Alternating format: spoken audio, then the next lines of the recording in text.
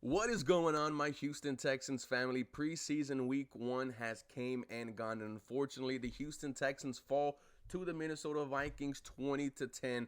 But we definitely have a lot to talk about. I want to thank everyone who was a part of the live stream. We had about 300 people in the entire game for week 1 of the preseason. That was fantastic.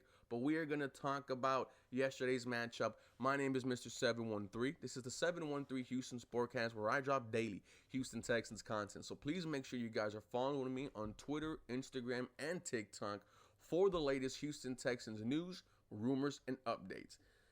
Now let's first start with the starters on offense and defense not playing significant time in this game. For the defense, I completely understand.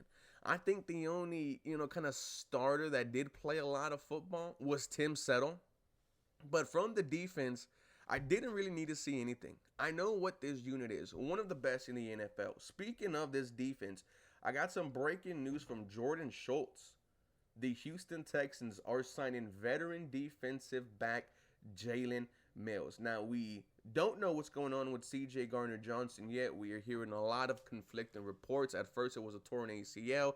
Now, he could be potentially back for week 1, maybe week 3. So, the Houston Texans, they are taking an insurance policy out, bringing in another safety. Don't mind that whatsoever. But let's go ahead and continue what the hell happened in yesterday's game. Now, for the offense, I felt like you kind of needed to see some of your starters. And the sum is just C.J. Stroud. I didn't need to see Nico. I didn't need to see Christian Kirk. But with C.J. Stroud and a new offensive line and a new offensive coordinator in Nick Caley, I would have wanted to see number 7 go out there and have an opportunity to make some plays for his new OC. That didn't happen, and I understand it because of what's coming up this week.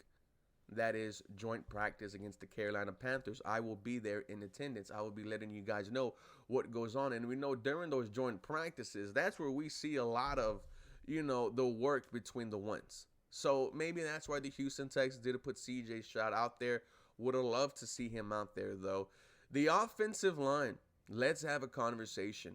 They looked good yesterday. You might have your franchise left tackle in Ariante Ursary. And I'm already seeing the conversations. Why not let him start week 1? Well, I would say you do have to put the best 5 out there.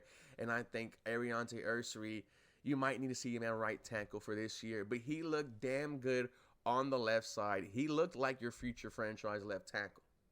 Your other linemen who were out there, Jake Andrews was out there at center. There wasn't a lot of pressure coming in from the interior.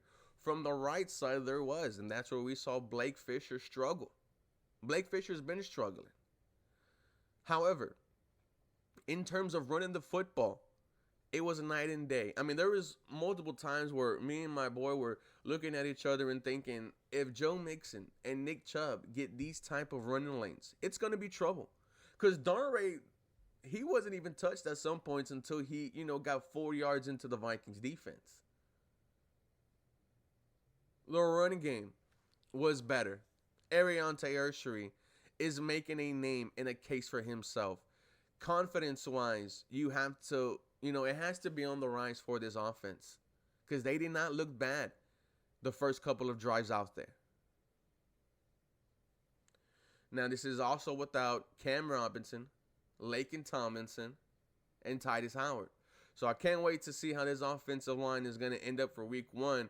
But like I said, the confidence is on the rise. The quarterback situation, Davis Mills did good. Nothing, nothing more, nothing less. Backup quarterback. I would like to see Davis Mills be the backup quarterback for the Houston Texans for as long as he wants. He looked good, looked in command. Slovis didn't really see a lot, not a lot of success. Graham Mertz, there was no success. 7 of 14, 0 touchdowns, 3 interceptions. The defense was on the field a lot, and that really was because of Graham Mertz. Now, I'll give one interception, 50-50, but the other 2 were right to the defenders, which brings me back to why I was mad about the draft pick in the first place. Look, I'm happy Graham Mertz is a Houston Texan, but in those later rounds, you're trying to throw things on the wall and hope that they stick. Graham Mertz, he's not going to play significant football for you. And we're talking about a 5th-round draft pick. Who knows what that pick could have potentially been? If it was an offensive lineman, I feel like we probably would have been in a better conversation. Your starting center, Jared Patterson, might be your starting center, by the way. I'm sorry. Was a sixth round pick 2 years ago. Jake Andrews was a fourth round pick by the New England Patriots. So would have loved to see one of those later picks used as an offensive lineman. Because man, Graham Mertz did look bad yesterday. The pass catchers.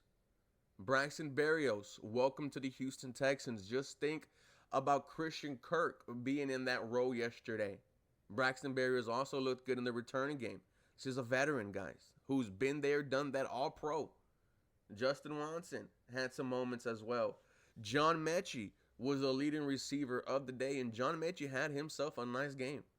John Mechie needs to have a couple of more nice games going forward because he's fighting for his NFL life, that wide receiver for 4 spot. Jaden Higgins, Jalen Noel, not a lot of production. Higgins, 2 catches, I believe 8 yards.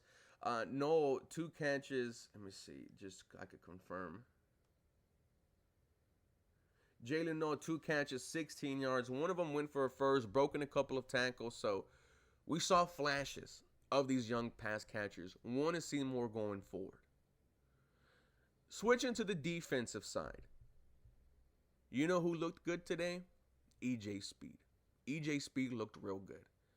A tackle for loss, a pass breakup. He looked like one of your starting linebackers. And this was something that I said could potentially happen when we signed him. When DeMeco Ryans gets his hands on a player, they get better.